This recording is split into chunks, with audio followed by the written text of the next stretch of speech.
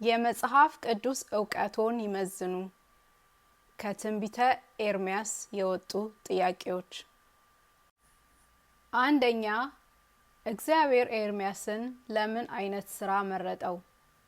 ሀ ለንጉስነት፣ ለ ለካህንነት፣ ሐመርሃ ለነብይነት፣ መ መልስ የለውም።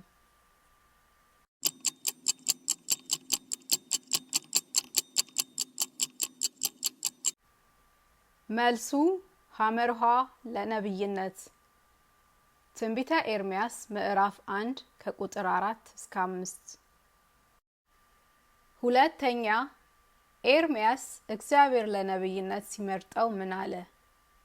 ሀ ብላቴና ነኝ፣ ለ ንግግር አልችልም፣ ሐመርሃ ፍርሃቱን ገለጸ፣ መ ሁሉም መልስ ይሆናል።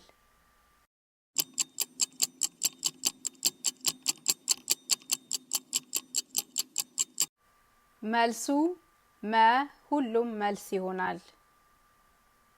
ትንቢተ ኤርምያስ ምዕራፍ 1 ከቁጥር 4 እስከ 7። ሶስተኛ፣ ኤርምያስ መቼ ነው ለነብይነት የተመረጠው?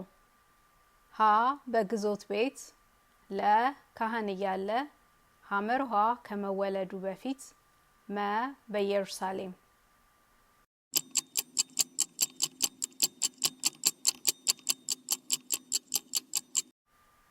መልሱ ሐመርሃ ከመወለዱ በፊት። ትንቢተ ኤርምያስ ምዕራፍ 1 ቁጥር 5። አራተኛ፣ ኤርምያስን እግዚአብሔር ለእስራኤል ምን እንዲናገር አዘዘው? ሀ ክፉ ነገር እንደሚመጣባቸው፣ ለ ሌሎች አማልክት ስላመለኩ ፍርዱን እንደሚያደርግ፣ ሐመርሃ አስፈሪ ጦርነት እንደሚሆን፣ መ ሁሉም መልስ ይሆናል።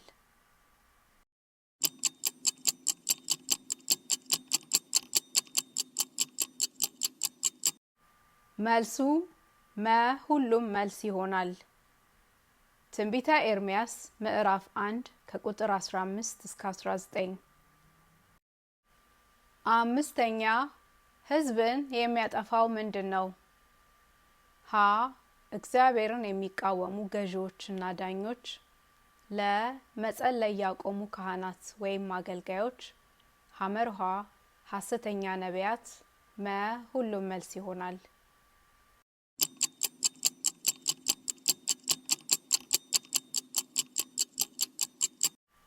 መልሱ መ ሁሉም መልስ ይሆናል።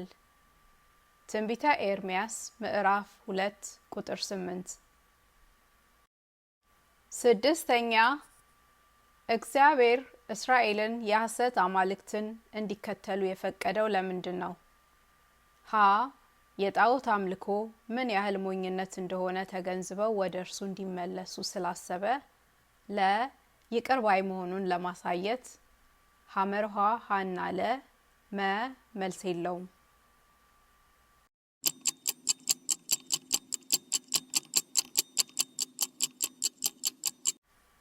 መልሱ ሐመርሃ ሀና ለ። ትንቢተ ኤርምያስ ምዕራፍ 3 ከቁጥር 7 እስከ 12። ሰባተኛ፣ እግዚአብሔር ለእስራኤል ለወደፊት ምን ቃል ገባላቸው? ሀ በእውቀትና በማስተዋል የሚመሩ መሪዎች ይሰጣቸዋል፣ ለ ርስት አድርጌ ለአባቶቻቸው ወደ ሰጠኋት ምድር ይወጣሉ፣ ሐመርሃ ሀና ለ፣ መ መልስ የለውም።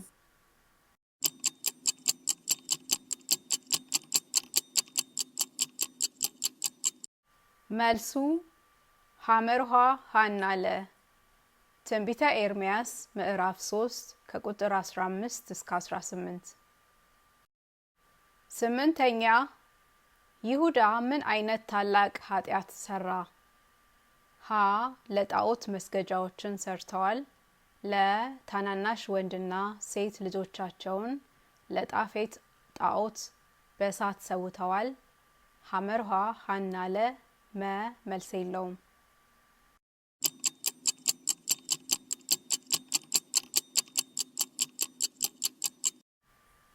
መልሱ ሐመርሃ ሐናለ ትንቢተ ኤርምያስ ምዕራፍ 7 ከቁጥር 30 እስከ 31። ዘጠነኛ ኤርምያስ ያላገባው ለምንድን ነው? ሀ እግዚአብሔር እንዳያገባ ስለነገረው፣ ለ የፍርድ ቀን ስለቀረበ፣ ሐመርሃ ሁሉም ሕፃናት በአስከፊ ደዌ ስለሚሞቱ፣ መ ሁሉም መልስ ይሆናል።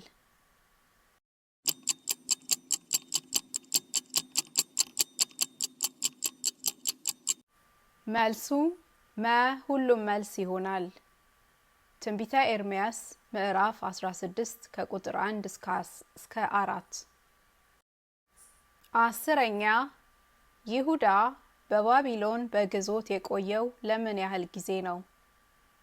ሀ 20 ዓመት፣ ለ 70 ዓመት፣ ሐመርሃ 50 ዓመት፣ መ መልስ የለውም።